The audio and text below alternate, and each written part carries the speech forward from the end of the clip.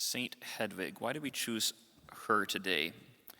Well, I didn't know much about her, so partly I was curious, and so I wanted to read a bit about her. And as I read, my breath was kind of taken away by this woman.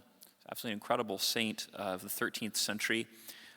She was, of course, born into royalty and married a duke of Poland, but she did so when she was 12 years old. So you're like, okay, so she got married very young. Of course, that was common back then. But she was raised basically with a convent of sisters, and she only married to please her parents. But then once she did that, out of obedience and seeing that as the will of God, she would have rather been a nun, but she obeyed her parents to marry. And then she was a dutiful wife and husband, bore him 6 children. And then at the end of the 6 children, the 6th child, she convinced her husband to live in perpetual continence. So they did so with a public vow in front of the bishop, and then for the next 30 years, they lived at an almost 50-year-long marriage, and for the last 30 years of the marriage, they lived as brother and sister, and it says they were only together when they were in public. And so it was one of those kind of interesting things that her husband, he saw her desire to live a holy life, and in fact, she fasted and prayed, and in fact, she fasted so much that people were just shocked because she was so thin, right? Because she fasted so much. But she, of course, was full of radiant charity. She wasn't doing this for a diet, right? That was not the reason. She did this because she wanted to serve the Lord. She wanted to not be consumed by the pleasures of the palace. And so she practiced mortification. She only wore the clothing that was necessary for her state in life, but never wore anything excessive with jewelry or makeup or any other things because she didn't want to be vain. But she lived in the world and not of it.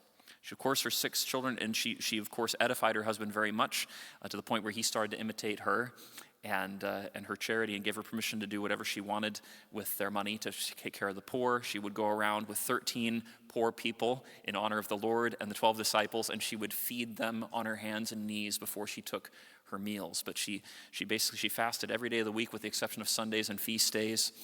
And it was one of these things where just she lived this life that she wanted to be completely given over to the Lord. Now, her children, of course, were good for a while, and then toward the time when Dad is going to hand on the kingdom, there's a division between the eldest son and the second son, and unfortunately, the second son rebelled against the first son, and they went to war against each other, and Mom couldn't convince them to stop, right? And so, of course, the second son died. And so Mom had to kind of endure that. And then, of course, had to deal with the death of another one of her children and her own husband, of course. And she did so without tears, recognizing she accepted the will of God for all things, right? And we see that she was a woman who just wanted to go to heaven. She wanted her children to go to heaven, wanted her husband to go to heaven.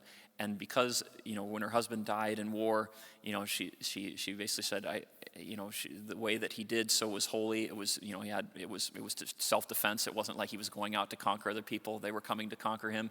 He got all his troops together. They had mass. They received communion. They went out to defend the country, and eventually he died in service to the country. And at the end, then when her husband died, she went and lived in a monastery, which she had founded with their wealth, and her own daughter was the abbess, and she put herself under her daughter. Right? So we see her profound humility, as we hear in the prayer, that she wasn't seeking a crown for herself. She wanted to be obedient to the God, even to the point of being obedient even to her own children. Right? So what a remarkable example and witness. And she poured herself out.